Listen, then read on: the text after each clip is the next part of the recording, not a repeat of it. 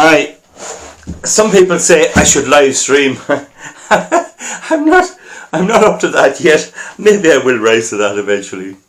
We're back. Welcome back to clip 11B, 11, 11A, 11B, and we're dealing with finance and in particular banking and derivatives. And I just want to say, on Sean Quinn, as I understood him, I never dealt with the man, but as I understood him, he wasn't bad in many ways. If you were building a house or a young couple were building a house and wanted a bit of materials, you could maybe get a bit of an extension of time or wait till the loan come through. He was good that way. If you were fair with him, he'd be fair with you. I think we have to, and he provided a lot of employment for a long time. He started putting in roads in Fermanagh for the grant. The British government brought out this grant thing, and I'd say they brought it out really to try and pacify the natives there. I don't know whether it worked or not, but anyway, you have to admire him. He said he was greedy. I heard him myself say he was greedy, but he was ruthless. He would put you out of business if you started up against him a bit. But all told, he was a country young lad who left school early, and that was his mistake. And that's why I have education on my board. I don't care what anyone tells you. It's no load to carry, and you can be a very ordinary fella and have a bit of education. And I would put myself in that category. I don't want to be a big fancy professor, but anyway, I think I make that quite clear that I'm not dancing on Sean Quinn's grave or anything like that. I hope, wish him well. He might come back a bit, and I think he is coming back a wee bit at the minute. Anyway, that's not the main point. I only brought him into this to show how you can get caught with these things. Money is fluid. You can let money in and out your account. You can now send 5,000 at that with a push of a button. So it's very, very fluid. Whereas with bricks and mortar, you have to get a lorry and get them brought away and all that sort of stuff. And I know from farming, you have to bringing a cow out to the mart is a bit of a job. So the thing about it is, anyway, what I'm moving on for is these derivatives. What effectively they are is they're a sort of an insurance policy where you can hedge your bets. But the key to them is you don't have to own the underlying stocks or the underlying product. You can bet on them in the future, and you can bundle them up and sell them off in a big bundle as well. And because of that, they're dangerous. You just need to know what you're doing. And in the big exchanges of the world, people are just trading all the time. And there's I think I said about that film, Trading Places. If I didn't, there is a film called Trading Places, and I always enjoyed it. It's a good film. It's very old now. It's probably 20 years of age. Well worth looking at. And there are others as well. Now, anyway, what I've been trying to get at here is, I have studied wind energy and electrical energy generally. And I happen to understand electrical energy. And there's something not quite right, and I'm trying to dig it out. Now, I'm dealt with in the last video with this thing of Ponzi schemes, pyramid selling schemes. I didn't deal with one of the biggest ones of all, which was Bernard Madoff. And he took $50 billion from some of the most astute investors in the world, particularly in New York, by a Ponzi scheme. And he's serving a prison sentence, and he's petitioned President Trump to let him out. And I can't help but think my father was right. Don't give them jail, give them a medal. Because people should not be so bloomin' gullible as to be caught out with a fella taking lots of money off you. And he has nothing. He has nothing underlying it. Our man that I mentioned in Cavan had nothing underlying it. He simply lived it up. And all of these pyramid selling schemes all came to nothing. And so many people are so easily fooled. And I knew people that were involved in euphony. And they'd come with starry eyes, you're wrong, you're wrong, you're wrong. When it was nothing, only a Ponzi scheme.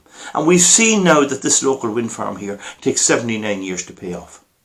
How are they how is Mainstream Renewable Power getting 30 million to build it when it'll never be paid off? A person born next year will be 79 when it's paid off. And as I said, they're losing money hand over fist, and we've seen great Greencoat Renewables. Well, in Mainstream Renewable Power, there's mention of derivatives. Now, I'll get you the amount of that at another stage. They're into derivatives. And the balance sheets of lots of these companies show derivatives. Now, Greencoat is intertwined with a UK company, and I can't say they're into derivatives yet. There'll be more investigation if I'm not bumped off before that. When I did get a good bit out of life, so even I am itself not the end of the world. So the thing about it is, could the racket be these derivatives? When you see how often banks and big institutions get caught, and remember, a lot of these banks have young fellas coming on, and there haven't been round as many corners as old fellas like me. So the thing about it is, we're now looking at something called Deutsche Bank, Deutsche, Deutsche Bank, and it's the big bank in Germany. I think it's the third biggest in Europe, and it's the 11th biggest in the world. And it's in trouble. It's in trouble. Now, I have to watch my credibility, because I'm not going to tell you it's going to come crashing down. Because if it doesn't, then where am I going? All I can do is give the facts. Now, it has derivatives. 49 trillion euros. I wonder, would you be able to see it at the top there? I'll try and get up there. I probably won't. We'll see. No, I don't think I can get there. So I'll write it on a piece of paper. Just so you watch this now. I'm going to call it out to you as I'm writing it. Right? 49. Now, the knots start. So, 1, 2, 3. 1, 2, 3. 1, 2, 3. 1, 2, 2, 3. It's 49 and 12 knots after it. Oh, chilly back. Look at that. 49 trillion euros. And apparently, it depends on where you look. Some websites give it in dollars. Now, that's euros at 43 trillion dollars. So that'll be dollars there. But somewhere in that region. It's somewhere in that region. And I think the reason I'm not able to say exactly, I'm looking at some older materials. And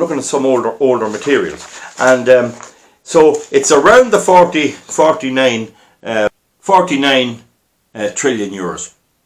And there's a few things about this bank. In Germany, the competition was let develop by bad government to a point where you cannot make money on retail banking in Germany. Now, retail banking is the stuff you see on the high street. You know, the fellow going in to buy the car. It's so competitive that you can't make money on retail banking. So they're trying it on other ways, and it's not working. So everyone's on about Deutsche Bank. And at the last time I checked, this is July 2019, €1 billion is being pulled out every day. And we know from the collapse of Anglo-Irish and other banks that they'll hold out to the bitter end. Now, some say it's too big to fail, and there's all kinds of things. You can get videos online on it. But one thing is for sure. What is the actual underlying value of this 49 trillion euros? It's a sight of money. Oh, I just wouldn't even try to quantify it. What is the underlying value? Now, some of this may be all right. Some of this may be no different to your no claims bonus and your insurance on your no claims bonus. Some of it may be household policies. Some of it may be reasonable enough, and there's a wee bit of profit coming in. But most of these things only make a little profit. You get, for example, with all these contracts for differences, for all these derivatives, they get a little bit. They get a little bit to keep them going. So there's the odd chance of a default, but by and large they pay up and you get the wee bit. You get a little bit. It's the same if you go into a livestock mart, you see them selling cattle, they have expenses and they charge you a bit to sell your cattle and they charge the buyer a wee bit, and that's how they keep going and they make their money on that. And there's good faith all around, there's no big problem, and it's all part of the supply chain for meat and for livestock and other animals like sheep and that. So the thing is, you get your wee cut of that. So if these are performing, if these are properly assessed, that's all right. But are they? And I would say, there's not a bit of doubt about it, the German Deutsche Bank swallowed all the green baloney, the baloney that they gave out. Oh, wind energy's the way to go. It's the way of the future. we're going to decarbonise, we're going to do everything. All of this is wishful thinking. And I probably will be doing another video on why wind doesn't work at all. We're not saving fossil fuel. It eventually will blow over. President Trump has tweaked it years ago. Many people realise this can't work. So that's just one example. If they can't count something like that, what else can they not count? What other markets are they misreading? And what is that 49 trillion euros actually worth? And the trouble is, there has to be an underlying value. And I just wonder what that is. And that would explain the expansion in the money supply. That would explain how money is available. So,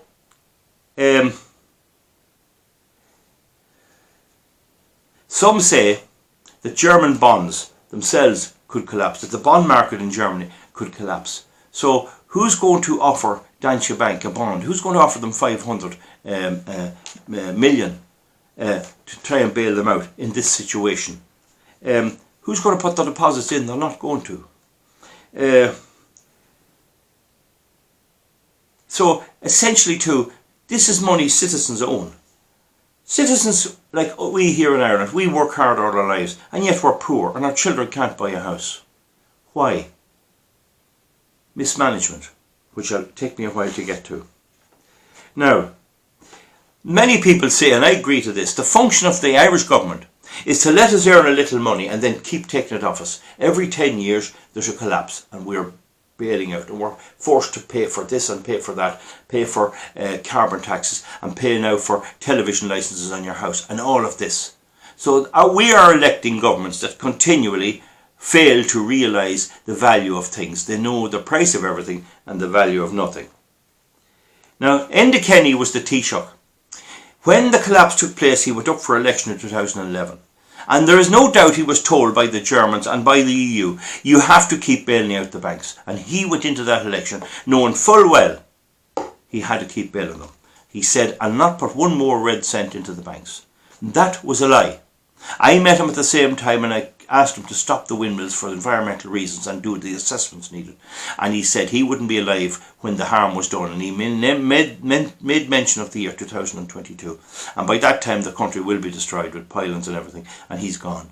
So he just didn't care. And he was doing what he was told. And Pat Rabbitte, who was a Minister for Energy, said in an interview, you tell lies at election time. The problem with that is they lose their credibility. And now people won't believe them. Part of my campaign is to get people to understand what the difference between something that's genuinely intended to be done and lies. And I accuse Enda Kenny of telling lies on that occasion. He knew well he was going to put money into the banks and he just for voting purposes he did what he was told and he said he wouldn't. So that's enough of that. So we know that the established parties will do this again and again and again. They have a cartel between themselves and we are the victims. They have no time for us at all. The financial regulator in this country does not work and I'll deal with that in future. Anyone that thinks the financial regulator works is nonsense. He doesn't do the job at all. You can pump in any old accounts to him and he just tells you he hasn't time to do anything about it. Now, Deutsche Bank, now don't confuse it with Deutsche Bank, which is implicated with Deutsche Bank, but it's a different bank. Deutsche Bank hopes to save the day. They've announced last week they're going to lay off 18,000 staff. 18,000 staff. We have no banks in rural Ireland anymore, hardly any. National Irish Bank is now Deutsche Bank, and it was some kind of a racket like this with that Beverly Cooper Flynn thing that started it, and the staff in a national bank had the lives of dogs. They treated them very bad. They forced them to sell instruments and I had an account in there and I got an awful pressurising from unfortunate poor women, mothers and everything, to sell me out baloney nonsense. Okay?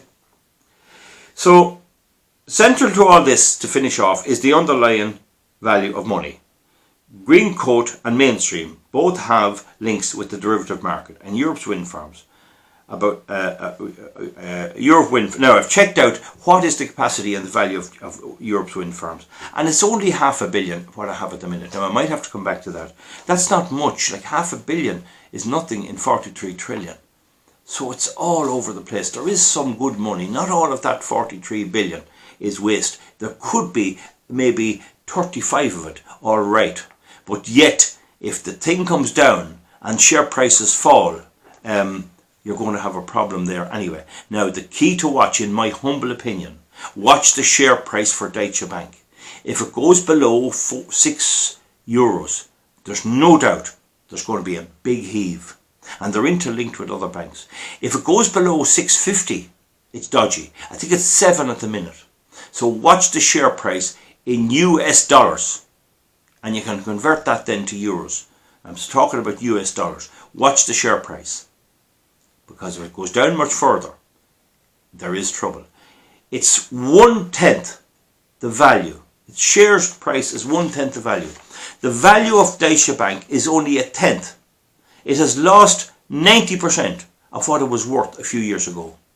For 100, if it was worth 100 a share, or 100 total, of any value, a few years ago, it's now worth only 10.